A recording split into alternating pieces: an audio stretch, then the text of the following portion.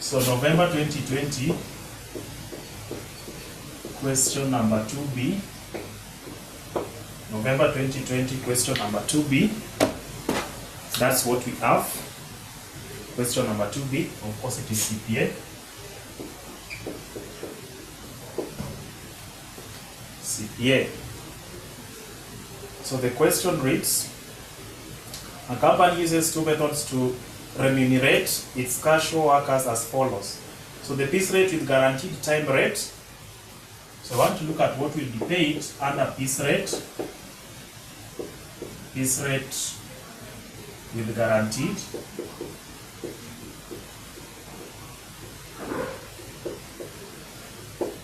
With guaranteed time rate.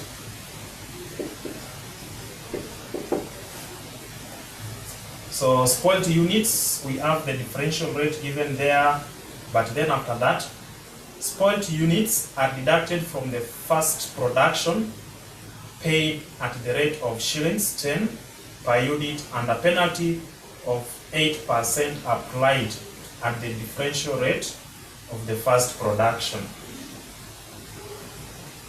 Of the first production.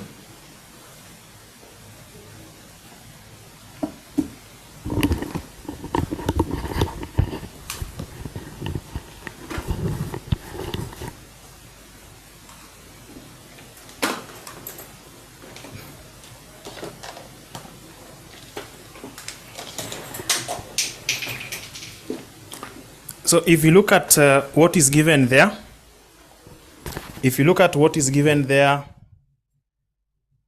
under the piece rate, we have 3 employees. We have 𝐴MBOGA, we have 𝐵anyala and Charlie. So we are being told that the company pays its casual workers shillings 25 for every good output produced by them.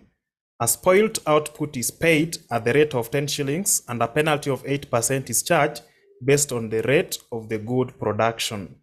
The employees are guaranteed to a minimum monthly pay of 8,000. They are guaranteed to a minimum monthly pay of 8,000. So let's look at these 2 people here. We have 𝐴MBOGA, 3. We have 𝐴MBOGA, we have 𝐵anyala, and then we have Charlie. So are we able to get number of units produced? So units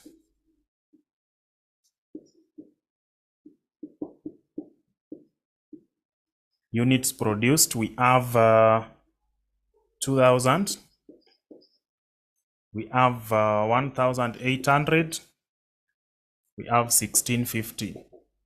Then we have spoiled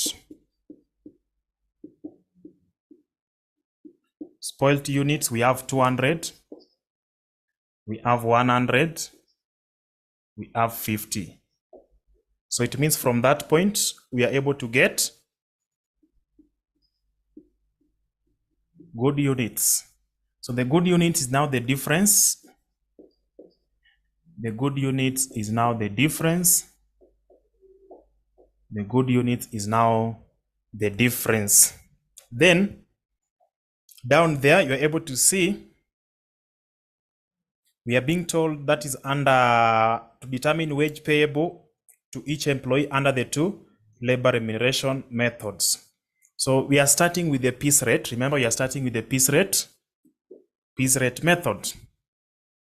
The company pays its casual workers shillings 25 for every good unit. So wage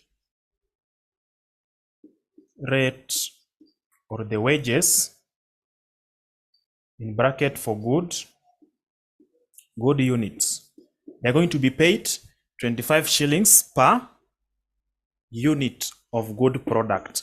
So of course at the rate of 25 shillings. So can someone give us the amount they are going to receive?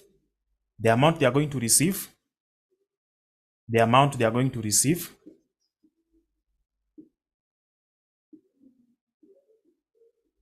Good units in shillings, and each at 25 shillings. So what are we going to have? 45,000. Then B, that is Banyala. Banyala, what will we have? What will we have for Banyala? It is 25 by 1700.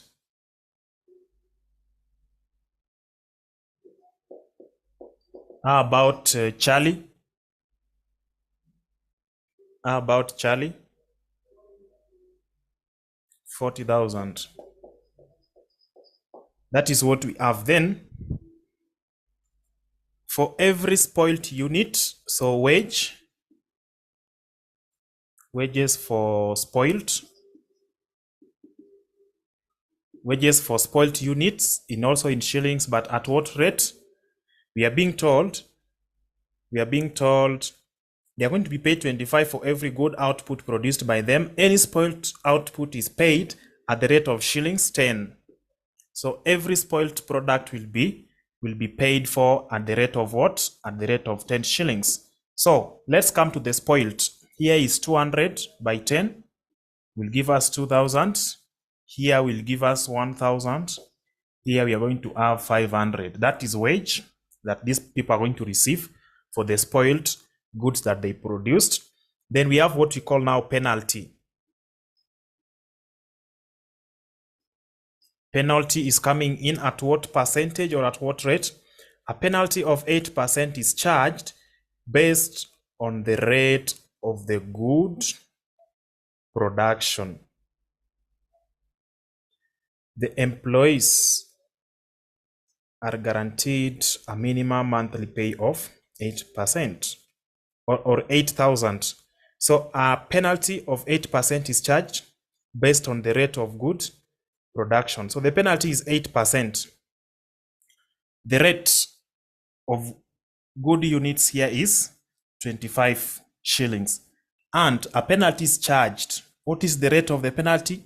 8% of this rate here. So what will we have as the penalty rate? Penalty rate, 8% of 25. 8% of 25 is 2 shillings. So that 2 shillings we multiply by the spoiled products here. So here we're going to have amount of 400, but that one now we are going to deduct from what they are supposed to be receiving. Then we have 100 by 2 to give us 200, 50 by 2 to give us. Now, are we able to get wages receivable? Wages receivable to them, or the company will call it payable, or we can just call it wages, total wages or net wages. What will we have? What will we have? So just indicate A for hamburger, then you give me the amount there.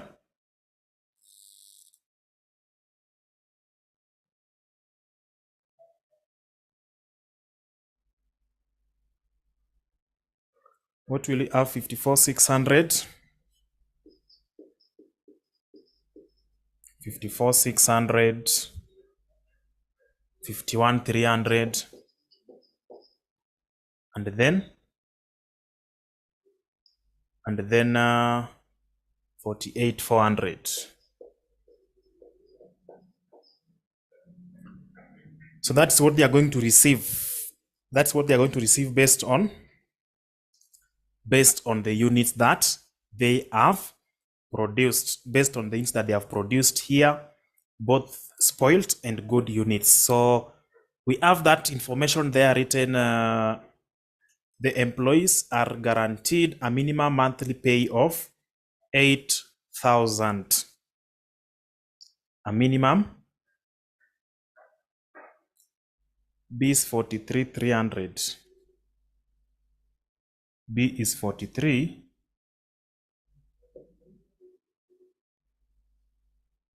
because we have 43,500 minus 200.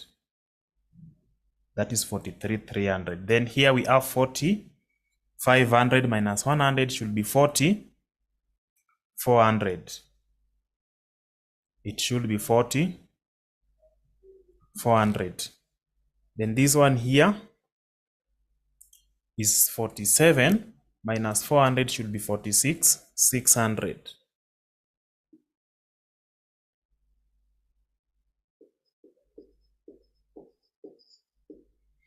Okay, so that's what we have. That is what we have there. There's a question there that I need you to answer because we've covered that concept. They are guaranteed to a minimum of 8,000. They are guaranteed. They have a guaranteed minimum wage of 8,000. What does that statement mean? Can someone help us and understand that? Will we bring it to be part of the wages here? Will we bring it to be part of the wages that are given down there?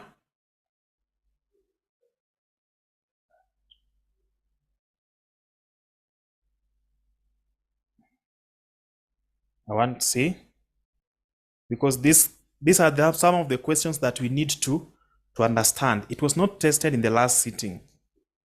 The wage premium, the overtime, the bonus, the basic wage.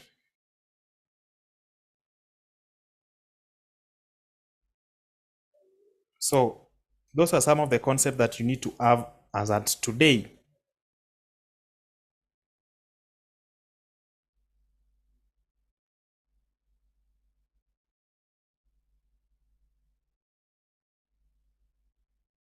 I want to see, I expect all of us to at least say something there.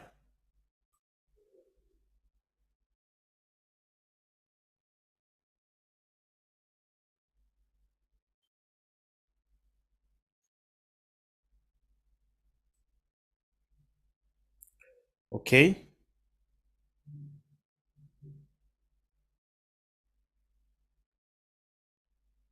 What will we have?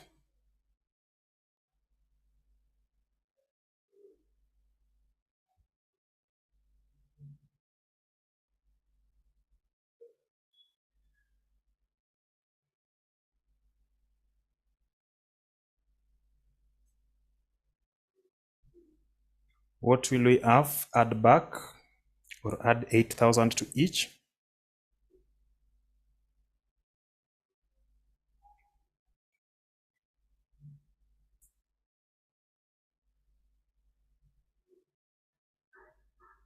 What will we have? What will we have there?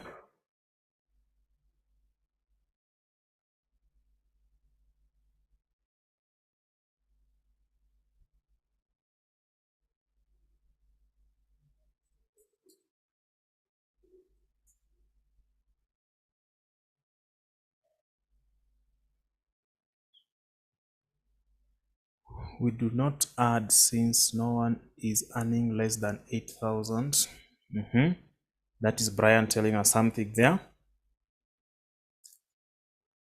Those who are telling us to add back, so Brian has supported the reason why we should not bring it here. How about those who are saying that we should add 8,000 to each? Why are you saying that? Why are you bringing that into the equation? Why are you seeing it fit for us to add the 8,000 to each employee?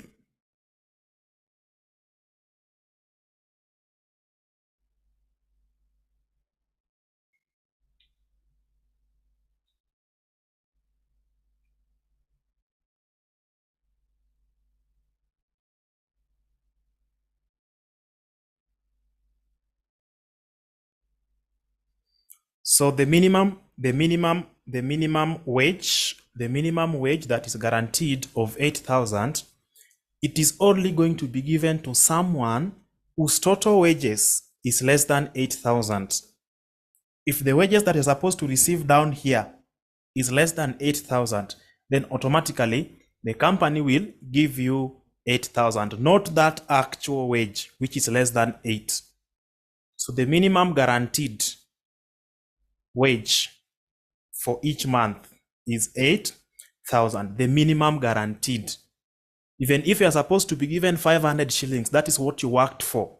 They will not pay you 500. They will give you 8,000 because it is the minimum guaranteed amount that each person should receive at any given time. So that's why our total wages under piece rate is given to us in that manner. So let's now move to the second one. Of course, I believe you are keeping the values because you are going to compare which one should each employee consider. Which one should each employee consider? So we are going to have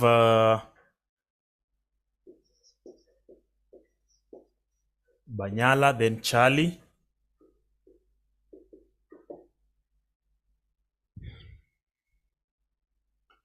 So we have this one here. Now differential piece rate. It is now not guaranteed piece rate and guaranteed, but here we have differential piece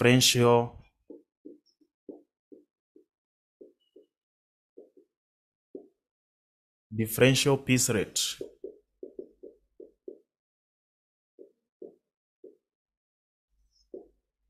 Differential piece rate.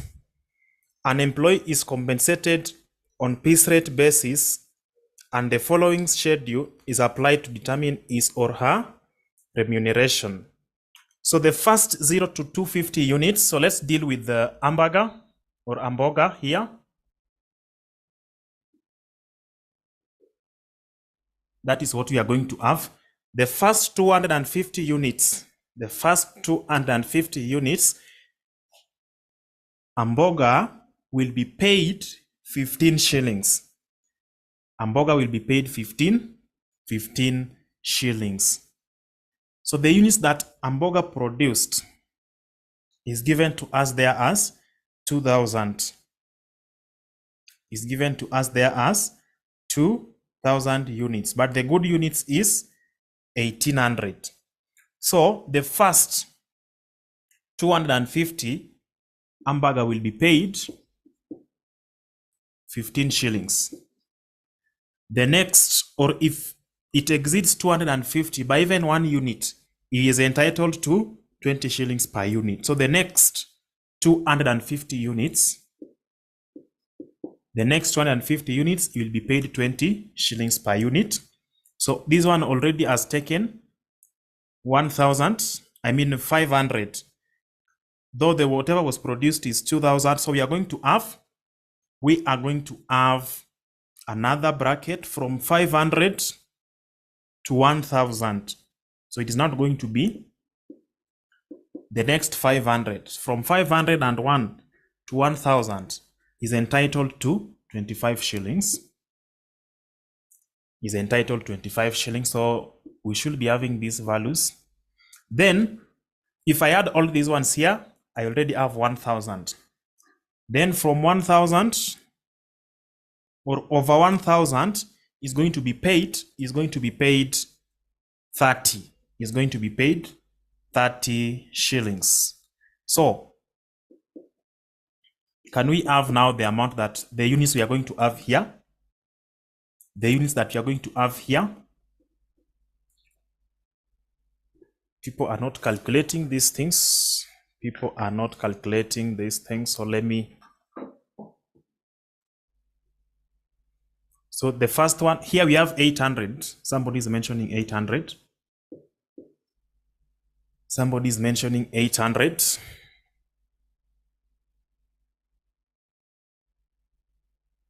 So if I add this one here, I'm expected to have 2,000. I'm expected to have 2,000 because that is what was produced. That was the total production. Total production is 2,000. Remember, the 800 we are going to consider only if you are going to look for the penalty. That penalty is what will now tell us what to deduct from what is entitled to. So the total number of units first, you'll be paid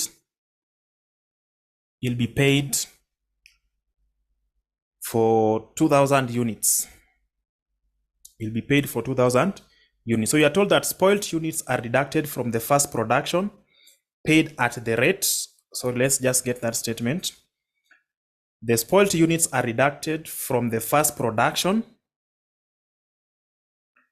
paid at the rate of 10 shillings per unit, and a penalty of 8% applied at different rates of the first production, or at the differential rate of the first production.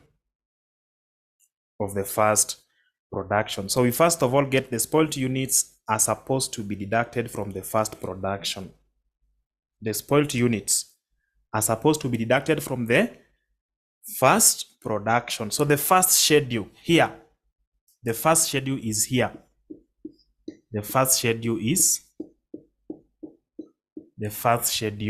is there.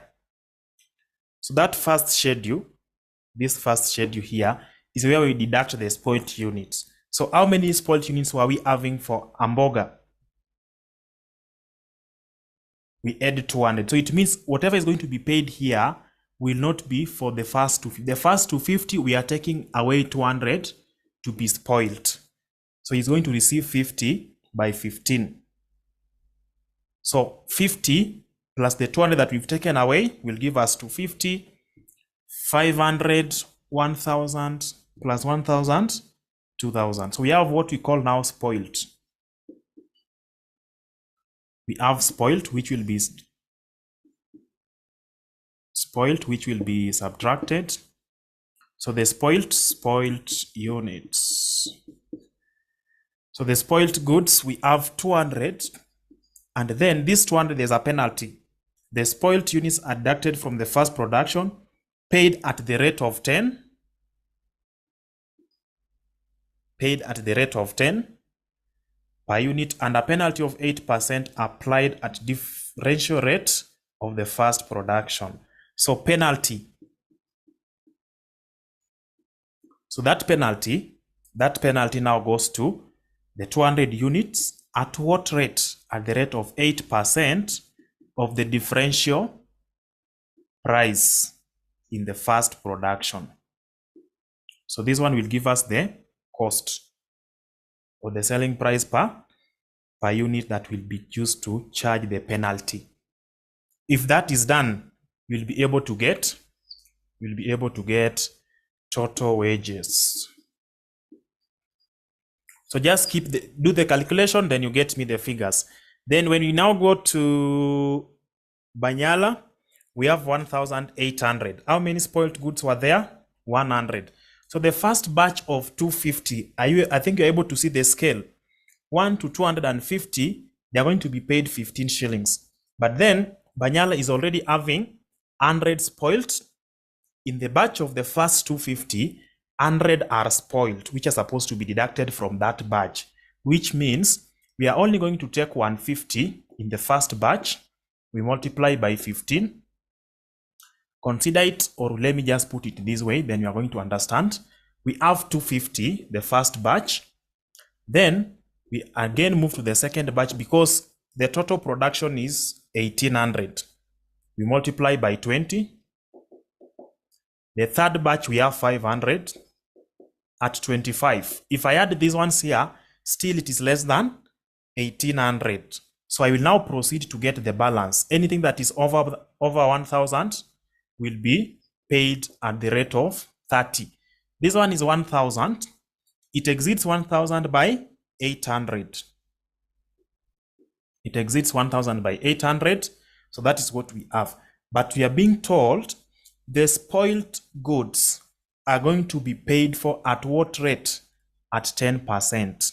At 10 shillings. So the spoiled for this person here is 100. Is going to be paid for the spoiled goods, but at what price? At 10 shillings. That is the spoiled revenue being received for the spoiled goods. Then now they come up with the penalty. The penalty is now going to be 100 multiplied by 8% of the wage rate, 8% of the wage rate in the first batch. That is what we are being told. The 100 that are spoiled are supposed to be deducted from the first batch. So if I get away 100 from this point, that's why I was indicating 150. I believe it is now making sense to somebody. Yes, the first one is 150.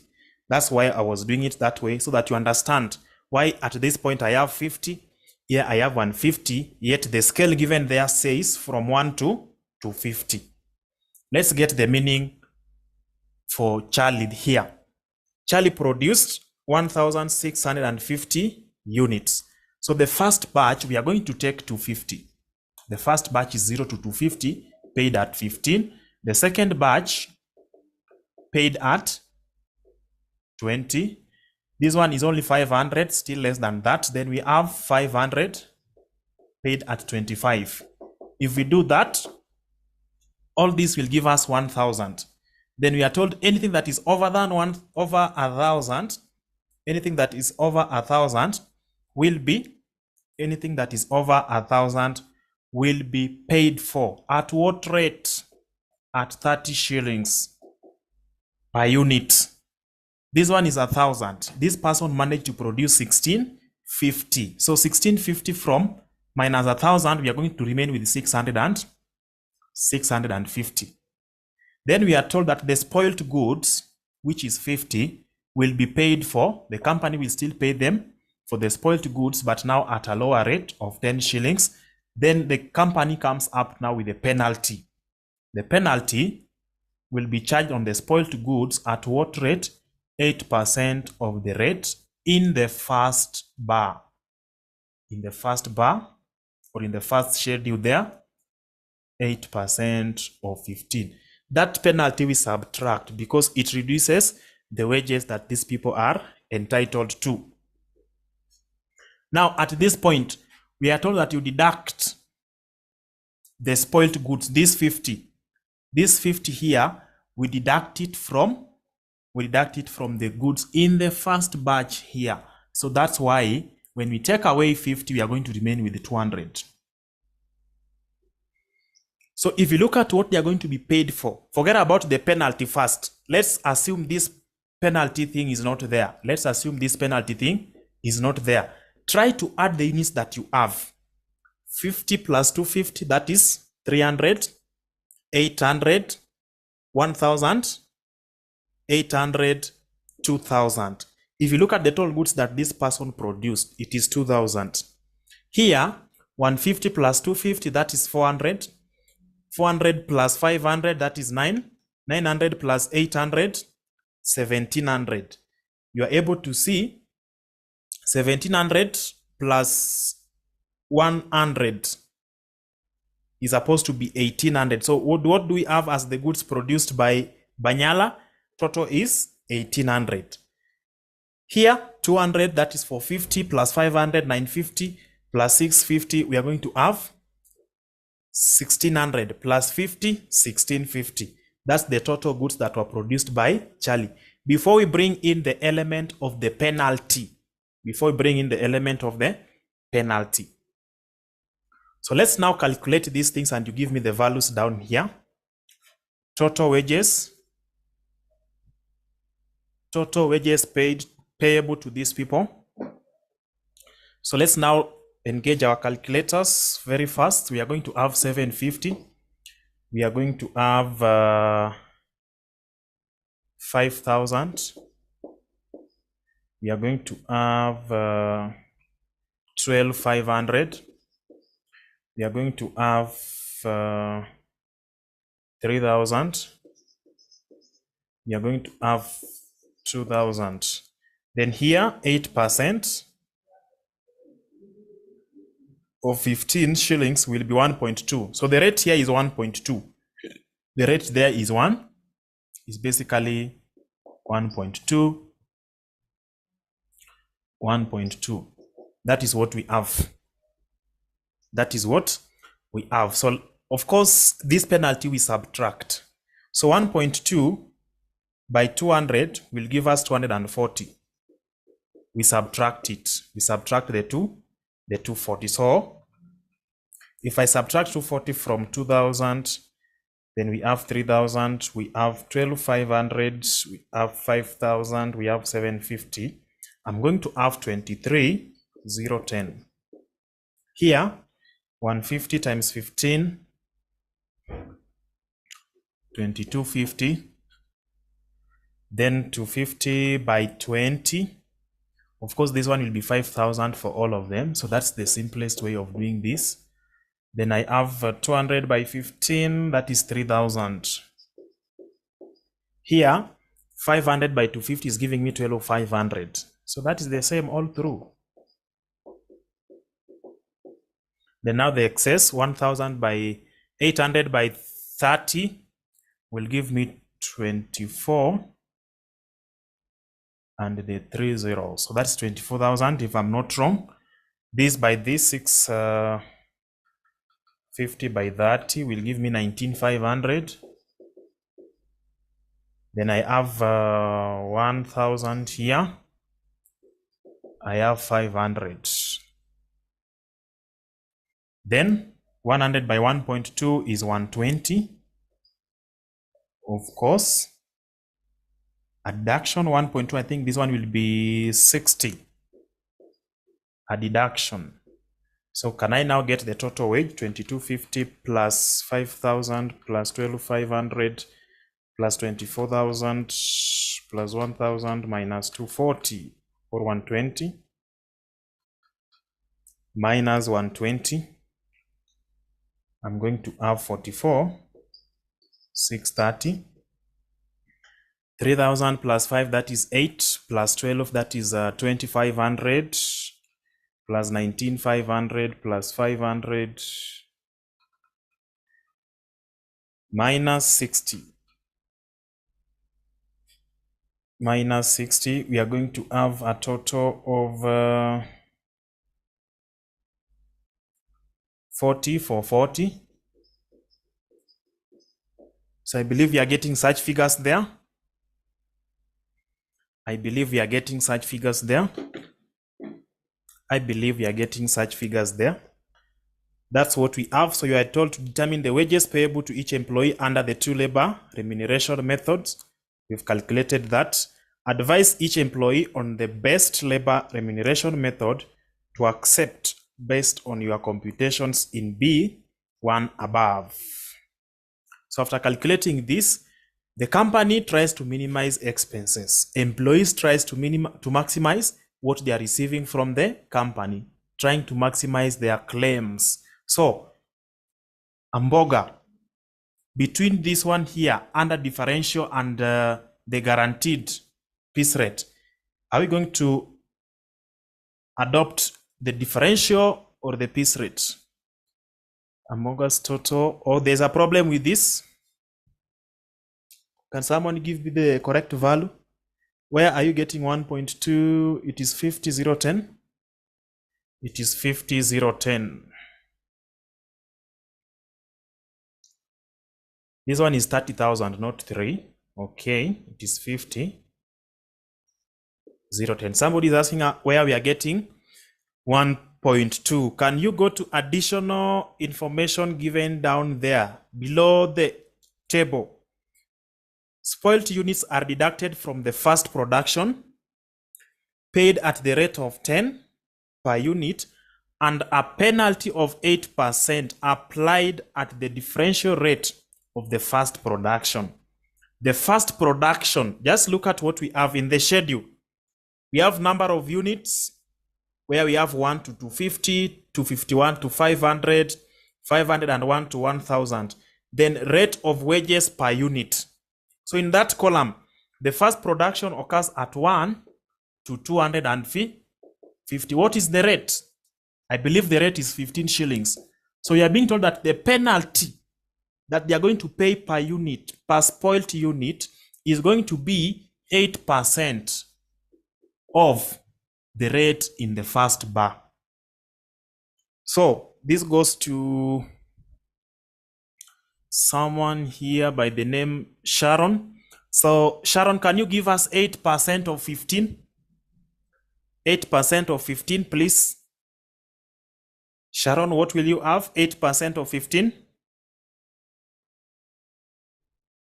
8% of 15. Sharon should be able to give us that. 8% of 15, what do you get? 1.2. So I believe your question is answered.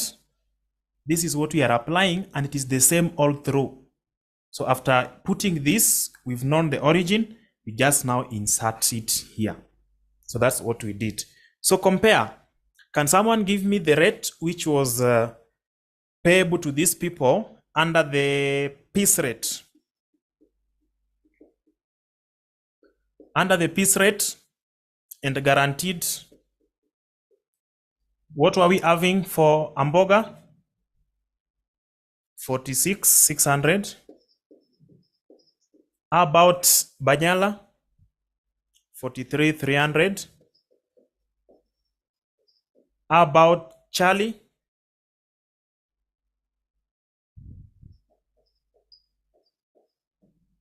So advice. As an employee, are you going to take the piece rate and guaranteed, or you are going to go for the differential piece rate? Which one will you adopt? Which one will you adopt?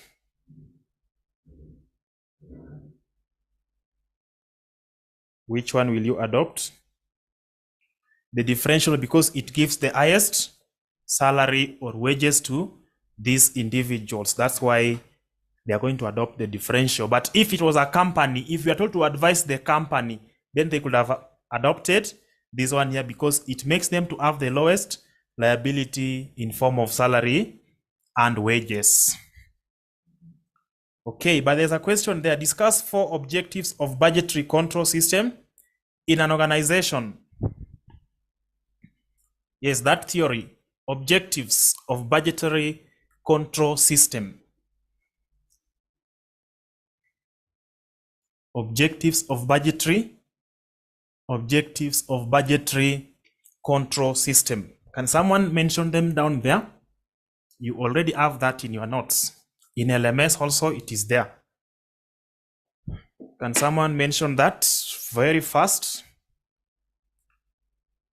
Objectives of budgetary control system. Objectives of budgetary. Objectives of budgetary.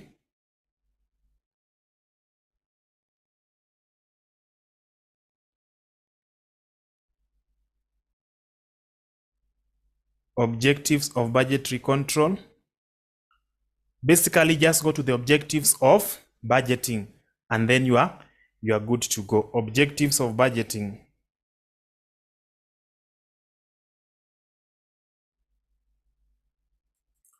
Objectives of budgeting. So the objectives involving different levels of management in a cooperative endeavor to accomplish the firm's objective, facilitate centralized control with delegated authority and responsibility, ensuring adequate working capital in other resources for efficient application, achieving maximum profitability by planning income and expenditure. I saw somebody indicating something to do with planning, decision making, ensure the firm is not deflected from its long-term objectives without being overwhelmed by emergencies. Organizations use this system to coordinate their activities such as sales, production, purchase of material, the budgeting, the practical part of it that you are applying. Remember, we are doing what we call the production budget, usage budget, purchases budget, then labor cost budget. So all these, how are they useful to the organization? Production budget here helps you to know what you are actually required to produce. Then that one will tell you the quantity of raw material you are going to require. That is the usage. From that usage, you'll be able to know the purchases. What are you going to purchase? Do you have money to accommodate that expense? Then the labor cost charges. What are you going to apply? What amount are you going to spend to bring in the labor? falls into the organization. Is it expensive? Is it cheap? Is it affordable? Is it manageable in the short term and long term of this particular organization? That's what you need to look at. All that is done only if you have an effective budgetary control system. And that's what we have there. So the moment you mention the objectives, you are supposed to score your marks. Serves as a basis for performance evaluation. Yes, you have a budget, somebody normally has. You create a budget, execute it, then have your actual expenditure, then you now compare the variations. If it is positive variation, of course you are going to say, yes, we did it perfectly. If you said, I budgeted to spend, so we have selling expenses. We budgeted to spend 5 million. We actually spent 3 million but achieved everything. So we have a positive variance. Then it is good. But then you also have to do what we call, now looking for feedback. Why are we having this positive variation? Is it that we forgot to spend some money in some of the items we classified under selling expenses? Was there a change in the selling expenses cost, related cost, or the components below it? How can we do the adjustment so that we don't just be happy about the positive variance without considering what actually happened? So I believe that part of revision is enough for us, and we can now proceed with what we are supposed to do